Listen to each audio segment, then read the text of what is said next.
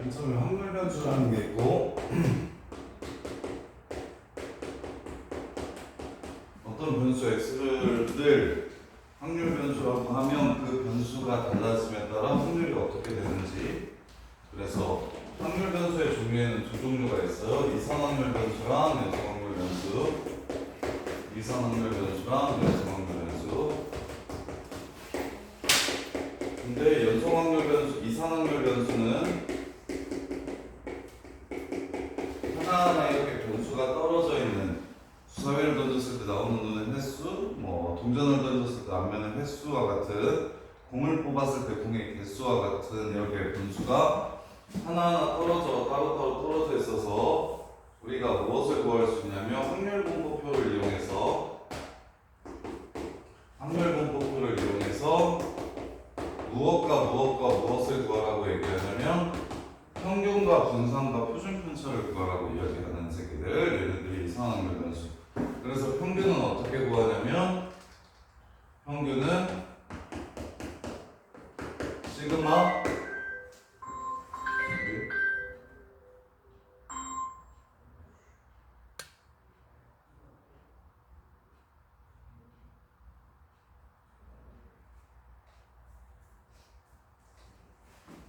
평균은 시그마 i가 0부터 n까지 xi, pi 이 새끼가 평균이고, 그 다음에 시그마 pi가 가운데 어떤 변수가 오고 어떤 식이 오더라도 이 가운데 변수에 관한 평균 만드는 식이라는 거 좀 이해하셔야 되고, 그 다음에 분산은 재평통제, 제곱의 평균에서 평균의 제곱을 빼주시면 이게 분산이 되고, 그 다음에 표준편차는 루트 분산, 표준편차는 루트 분산, 이게 표준편차가 되고, 이렇게. 그래서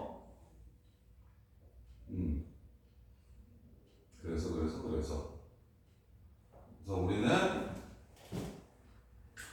이상확률 변수에서 확률 분포표를 세울 줄 알아야 되고, 상황이 주어지면 x값이 어디서부터 어디까지 가능하고 각각 무엇일 때 확률이 얼마인지를 표로 세워서 풀 줄 알아야 되고, 그 다음에 표를 세우면 거기서 이제 평균과 분산과 표준편차를 구할 줄 알아야 되고, 그리고 이제 변수가 이렇게 나오더라도 우리는 세로표를 그리는 게 아니라 x값 평균과 분산과 표준편차를 이용해서 우리가 방금 전에 세워놨던 x에 관한 확률 분포표를 이용해서 얘네들도 다 x값 분산, x값 표준편차, x값 평균을 이용해가지고 이렇게 구할 줄 알아야 된다.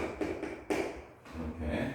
자, 그리고 이산확률 변수에서 가장 특별히 독립시행을 n번 했을 때 다 이산확률 변수는 전부 다 확률분포표를 이용해서 구하면 되는데, 근데 확률분포표를 쓰기가 좀 귀찮은 상황이 있다? 그런 상황이 어떤 상황이냐면, 어떤 확률 변수 x가 독립시행을 n번 했을 때 나오는 횟수를 변수 x라고 잡는다면 우리는 그 변수가 따르는 확률 분포를 표를 사용하지 않고 이항분포 b n, p, 여기서 말하는 p는 한 번 시행했을 때 사건이 일어날 확률, 한 번 시행했을 때 사건이 일어날 확률, 이거를 이용해서 표 안 그리고 바로 b로 표현해가지고 문제를 풀 거고, 이항분포를 이용해서 문제를 풀 거고, 그럼 얘도 이산확률 변수기 때문에 평균 구하는 법과 분산 구하는 법과 표준편차 구하는 법을 아셔야 되는데, 평균은 np, 분산은 npq, 표준편차는 루트 npq다. 이렇게. 그 다음에 이 새끼의 확률 질량 함수는 독립시행을 했기 때문에 ncx, p가 x번, q가 n-x번, 이게 확률 질량 함수다. 이렇게까지 하면 이산확률 변수는 끝. 통계는 크게 이산확률 변수 파트랑 연속 확률 변수 파트랑 통계적 추정 이렇게 세 가지로 나누고, 그래서 이산확률 변수는 딱 이 정도까지 정확하게 정리해 두셔야 되고, 그 다음에 연소확률 변수는 길이나 시간이나 무게같이 변수가 딱딱딱 떨어지지 않는 연속적인 것들은 확률분포 표를 그릴 수가 없기 때문에 x값이 무수히 많아서, 그래서 이거는 그래프를 이용해서 풀어요. 연소확률 변수가 따르는 함수 이름은 확률밀도 함수라고 부르고, 확률밀도 함수라고 부르고, 이 확률밀도 함수 그래프의 x축과 이루는 넓이를 이용해서 그래프의 넓이를 이용해가지고 확률을 구할 거예요. 따라서 전체 넓이는 항상 1이 되고, 전체 넓이는 항상 1이 되고, 어디일 때 확률을 구하라고 얘기하면 그건 이산확률 변수야. px가 a일 때 확률을 구하라고 얘기하면 이건 이산확률 변수에서 해당하는 내용인데, 연소확률 변수에서는 a일 때 확률은 0에 가까워지고 항상 범위로 어디서부터 어디까지 확률을 구해라 이렇게 얘기할 거고, 그 다음에 등호가 들어가든 안 들어가든 어차피 a일 때 확률과 b일 때 확률은 0에 가까워지기 때문에 딱히 신경 쓸 필요 없고, 그런데 대부분 등호를 주긴 하고,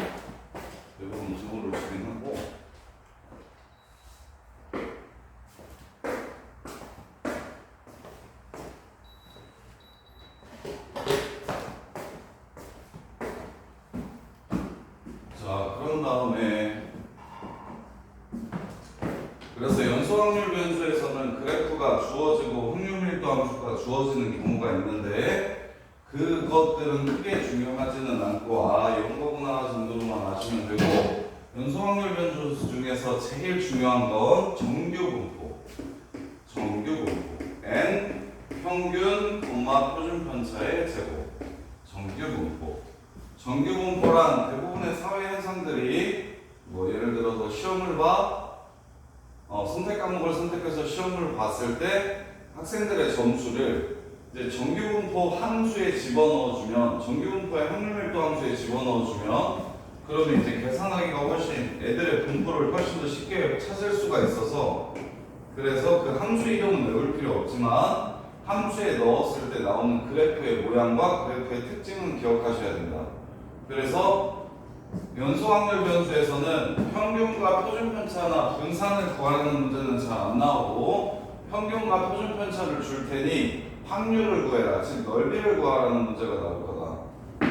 그래서 넓이를 구할 때 여기 센터가 평균이고, 표준편차의 크기에 따라 그래프가 표준편차가 커지면 양옆이 높아지고 가운데가 낮아지고, 표준편차가 작아지면 양옆은 낮아지고 가운데에 많이 몰려있다. 이런 식으로 그래프를 그릴 수 있고, 이 넓이는 접근하는 게 아니라 표를 이용해가지고 표에서 m 기준으로 오른쪽 m에서 시그마까지, m에서 2시그마까지 혹은 m에서 m 플러스 0.5시그마까지 이런 류의 넓이들을 전부 다 표에서 줄 거니까 왼쪽 넓이를 구하라고 하면 오른쪽과 대칭성인 걸 이용해서 구하고, 그 다음에 m보다 큰 확률 같은 경우에는 당연히 0.5가 될 거고, 전체 넓이는 1이 되니까 왼쪽 오른쪽이 0.5 이렇게 될 거고, 그랬을 때 매번 평균과 표준편차는 정규분포에 따라 달라질 거기 때문에 여러 개의 정규분포를 비교하기 쉽게 하려고 우리는 항상 어떤 변수가 나오면, 정규분포를 따르는 어떤 변수가 나오면 그 변수를 표준 정규분포의 변수인 z로 바꿔가지고 평균은 0 만들고 표준편차는 1 만들어서 표준 정규분포 표로 문제를 풀어낼 거다.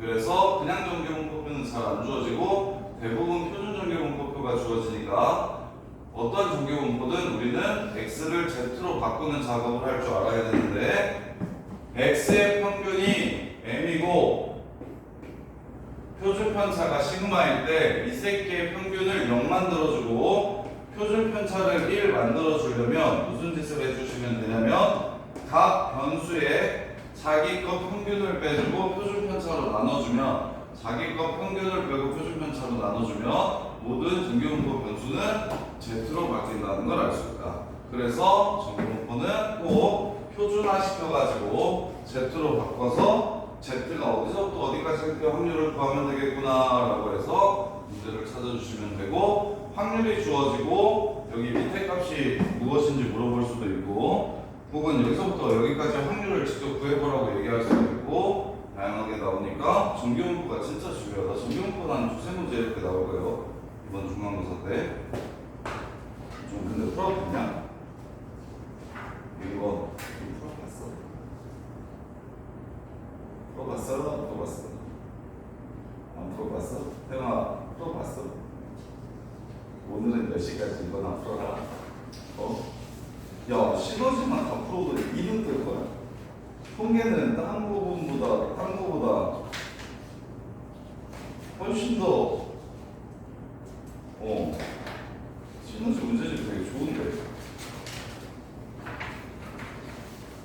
웬만하면 통계는 뭔가 새로운 걸 추궁하고 이런 부분이 아니고 다 외워가지고 정리하고 외워서 정리하고 이런 거라서 특히 여기 지금 정규분포 있지. 앞부분은 도잘 애들이 이해하는데 정규분포 좀 정확하게 이해 못하면 여기 헷갈리니까 이거 좀 틀어봐야 되는데.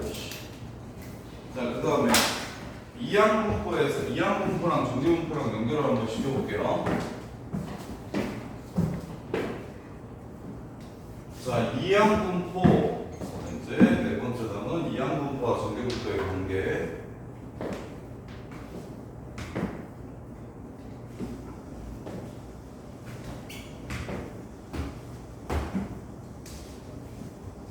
이항분포와 정규분포의 관계.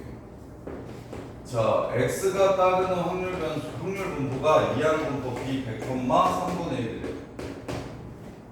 이렇게. 근데 px가 50보다 크거나 같은 확률 끌고 와요. 이렇게 나와. 그러면 x가 50번 나올 확률은 100시 50 3분의 1에 100시 50 3분의 1 50번 3분의 2 50번 이거 그 다음에 51번 나올 확률은 100시 51 3분의 1에 51승 3분의 2에 49승 100시 100 3분의 2에 100승까지 이걸 다 더해야만 이항분포를 따를 때 50 이상일 확률을 구할 수 있거든. 이렇게. 근데 이거 계산이 완전 지랄이잖아. 이거 실제로 얼마인지를 구해야 된단 말이야. 근데 이걸 직접 계산하는 게 너무 빡세니까 그러면 자 이렇게 얘를 이거 4분의 1 할게요. 4분의 1로 하면 20에 4분의 3이니까 12 이렇게 54 25에 4분의 3 5분의 1로 할게요. 5분의 1로 할게요. 자, 그래서 x가 따르는 이항분포가 100부터 100,5분의 1이라고 이렇게 얘기하고 그 다음에 문제에서 x가 50 이상의 확률을 구하라고 얘기하면 자, 구하라는 확률이 이상 확률 변수인 이항분포를 통해서는 좀 적당하지가 않아. 이상 확률 변수에서 확률 구하라고 얘기하면 x가 a일 때 확률 하나 구해라. 혹은 x가 b일 때 확률 하나 구해라. 이렇게 문제가 나오더라도 두 개나 세 개 정도 이렇게 나오는데 지금처럼 범위로 나와버리면 정연아 저거 이항분포보다는 정규분포로 푸는 게 훨씬 더 쉬워. 그래서 n이 적당히 크면 근사적으로 이항분포랑 정규분포가 비슷해지거든. 자, 여기서 평균 구하면 100이랑 6분의 1 곱해가지고 20 되고 분산 구하면 5분의 4 곱할 거니까 16 될 거야. 그래서 이 x의 평균이 20이고 x의 표준 편차가 4라는 걸 알 수 있잖아. 이렇게. 그래서 자, 이거 이항분포로는 이 새끼의 확률을 구하는 게 너무 빡세니까 이 새끼를 정규분포로 바꿔서 계산해야지 라고 생각하는 게 이항분포와 정규분포의 관계거든. 이항분포에서 평균을 구하라거나 분산을 구하라고 하면 당연히 그냥 평균 구하고 분산 구하면 되고 x가 50일 때 확률을 구하라고 하거나 x가 40일 때 확률을 구하라고 얘기하면 100시 40 이렇게 해가지고 그냥 구하면 되는데 x가 누구누구 이상 범위로 확률을 이렇게 구하라고 이야기하면 범위로 확률을 구하라고 얘기하면 이항분포보다는 정규분포에서 확률을 범위에 관한 확률을 구하는 걸 훨씬 더 많이 쓰니까 이항분포 대신 정규분포로 바꿔서 계산해야지 라고 생각하는 게 이항분포와 정규분포의 관계입니다. 그래서 x가 40보다 크거나 같을 때 확률을 구하라고 얘기하면 z로 바꿀 거야. pz가 평균 빼고 표준 편차로 나눠주면 되니까 20 빼고 4로 나눠주면 5보다 크거나 같은 확률과 같음을 이용해서 이렇게 확률을 구하겠다. 이게 정규분포와 이항분포의 관계. 근데 왜 이항분포가 정규분포랑 비슷한지는 통계학자들이 하는 거지 고등학생들이 하는 게 아니고 우리는 그냥 기억하면 돼요. 통계 부분은 대부분 다 그런 거야. 통계학자들이 이런 식으로 계산을 하는 방법에 대해서 정리를 해놨으니까 우리는 걔네들을 받아들여서 적용하는 연습만 이렇게 하면 돼. 어느 상황에서는 어떤 걸 사용하고 어느 상황에서는 어떤 걸 사용해야 편하다. 이 계산만 하시면 되고 그래서 1320번 보시면 확률 변수 x가 b x가 따르는 확률 분포가 b 64,2분의 1이래. 이렇게 x는 근사적으로 정규분포를 따르는데 정규분포로 바꿔보래. 그럼 평균이 32고 그 다음에 분산이 16이고 따라서 표준 편차는 4겠네. 4제곱 이렇게 되고요. 그러면 어떤 확률을 쉽게 구할 수 있다? 32부터 40까지의 확률을 정규분포를 사용해서 32 빼고 4로 나누면 0부터 얘는 z로 바뀌고 2까지의 확률로 이렇게 바뀐다. 그래서 이렇게 확률 분포표 대신 그리고 이항분포에서 독립시행의 확률로 막 무지성으로 다 더하는 것 대신 어떻게 하자? 정규분포표를 이용해서 표준정규분포표를 이용해서 확률을 구해내자. 이게 지금 이항분포와 정규분포의 관계를 이용해서 확률을 구한 거야. 자, 1331번 한 개의 주사위를 180번 던질 때 1의 눈이 나오는 횟수가 25 이상 35 이하라고 얘기하면 주사위를 100번 던진대. 그리고 1의 눈이 나오는 횟수래. 그럼 횟수 x는 이항분포 180,6분의 1을 따르겠다. 그런데 구하라는 확률이 값 하나가 아닌 범위로 이렇게 나와 있어요. 범위로 이렇게 나와 있어. 25 이상 35 이하 이렇게. 그래서 이걸 보면 얘는 이항분포로 확률을 구하는 것보다 정규분포로 확률을 구하는 게 낫겠네 라고 생각을 하시면 되고 그래서 정규분포 정규나 몇 콤마면 30,25 왜 제곱이라고 읽어야 돼? 왜냐하면 정규분포에서는 평균을 빼고 표준편차를 나눠주잖아. 분산은 정규분포에서 1도 안 중요해. 표준편차로 가기 위한 가정일 뿐이고 이상확률 변수에서는 평균, 분산, 표준편차, 분산이 되게 중요하게 문제로 많이 나오는데 저기 정규분포, 연속확률 변수에서는 평균과 표준편차가 중요해. 분산에 관한 내용이 거의 안 나올 거거든. 그냥 분산을 구하기 위한 가정이야. 그래서 30, 이것도 30,25라고 쓰면 되는데 굳이 30, 항상 5제곱이라고 쓰는 게 표준편차를 쉽게 보기 위해서. 그래서 30에서 25에서 평균 빼고 표준편차로 나눠주면 마이너스 1 되고 얘는 평균 빼고 표준편차로 나눠주면 z로 바뀌고 얘에서 평균 빼고 표준편차 나눠주면 1로 이렇게 바뀌고 그럼 표 봐봐. 혜영아 확률 얼마가 되겠어? 마일부터 1까지의 확률은?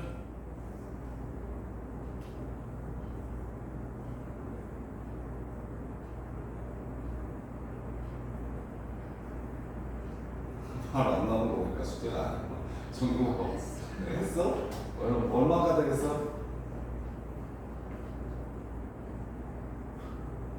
마일부터 1까지 확률 마이너스 1부터 1까지 확률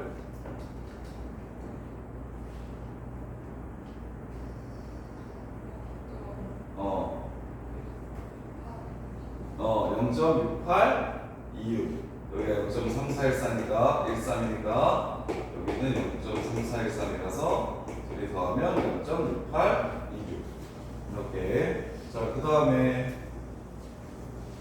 결국에 통계에서 메인은 정규분포라고 생각하시면 돼요. 정규분포를 좀 정확하게 이해하고 편하게 푸셔야 통계 내신이 잘 나올 거예요. 자, 이번에는 확률 알려줄 테니까 K값 구하라고 했네요. 자, 1344번. 이항분포 바로 정규분포로 바꿉시다. 이유는 누구누구보다 작거나 같은 확률이라고 얘기했기 때문에. 그래서 정규분포로 바꾸면 120, 10제곱 이렇게 됩니다.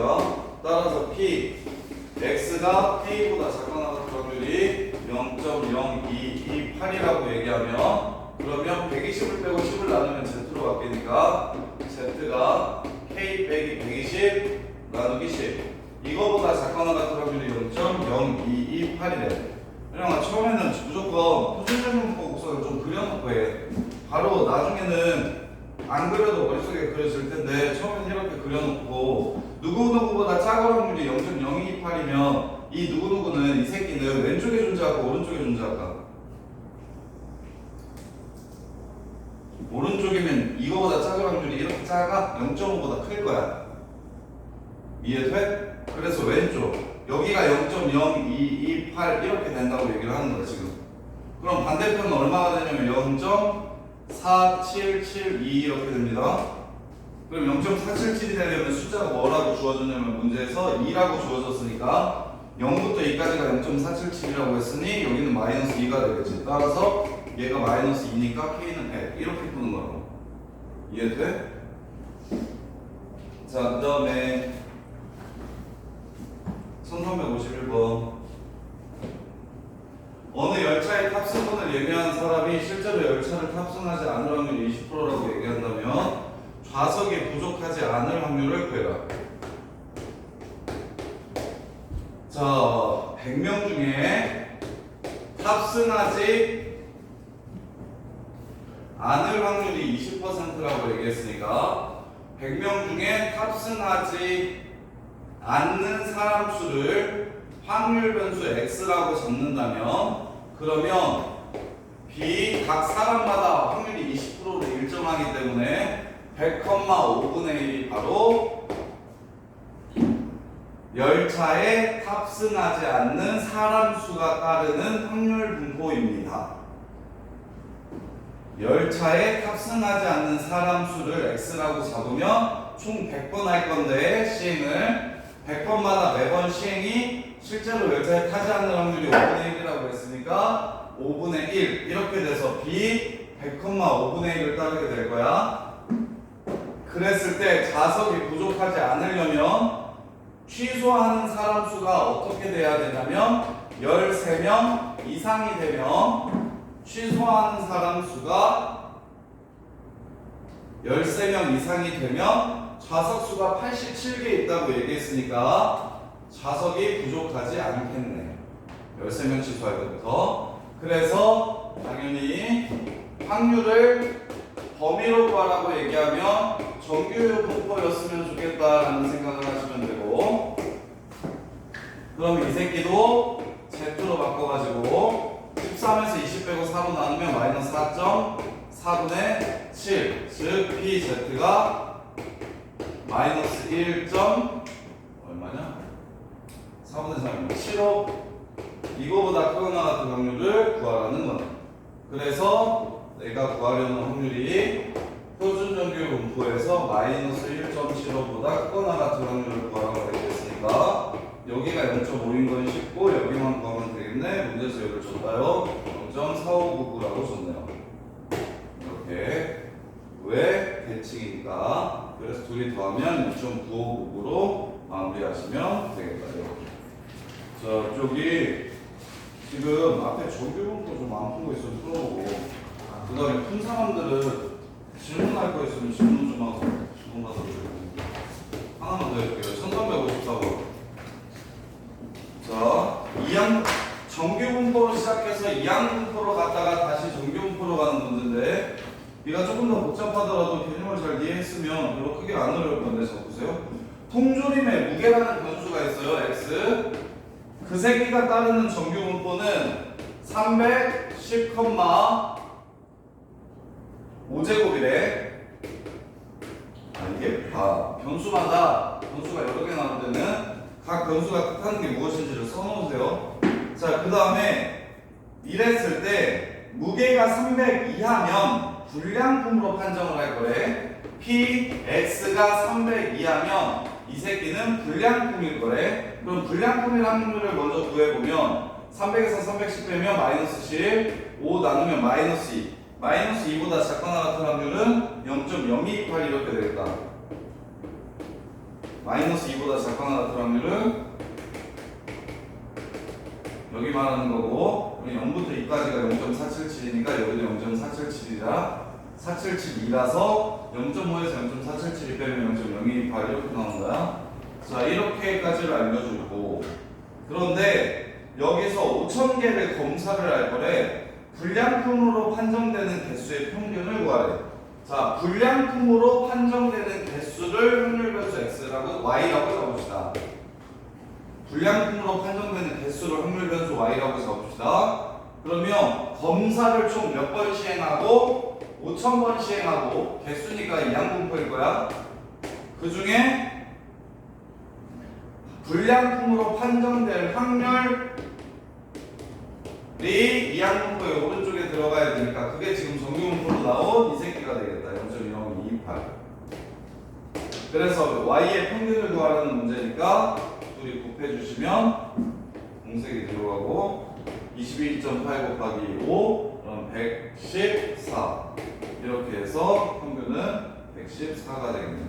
이해됩니까? 1354번 구조가 지금 정규분포로 뭘 구하라고 얘기했냐면 문제에서 구하라는 게 뭐였냐면 불량품 개수의 평균을 구하라고 얘기를 했어. 5,000개 했을 때. 그럼 불량품의 확률을 알아야 평균을 구할 수가 있어. 곱해서. 근데 그 확률을 바로 준 게 아니라 어떻게 줬어? 300g 이하면 뭐한다? 불량품이다 라고 이렇게 준 거야. 대신 무게가 따르는 정규분포는 이렇게. 그럼 불량품의 확률을 정규분포로 구해가지고 그 확률을 이항분포에다 집어넣어서 지금 평균을 구한 거고, 이래놓고서 여기서 조금 더 그지 같은 내신 문제는 어떻게 나올 거냐면 그랬을 때 불량품의 개수가 뭐 200개 이상일 확률을 구해라. 이렇게 얘기해버리면 다시 이 이항분포를 따르는 확률 변수가 범위로 확률을 구하라고 얘기했으니까 이걸 또 정규분포로 바꿔야 될 거야. 또 정규분포로 바꿔서 평균 구하고 표준편차 구한 다음에 평균 빼고 표준편차로 나눠가지고 Z로 거쳐서 마무리 확률을 할 거예요. P. 마무리 확률을 구할 거야. 이런 식으로. 지금 이거 유형 1, 2, 3, 4 풀어보고 그 다음에 조금 숙제한 것 중에서 질문할 거 있는 사람들은 가져와서 질문하세요. 이해 안 되는 문제들 있으면.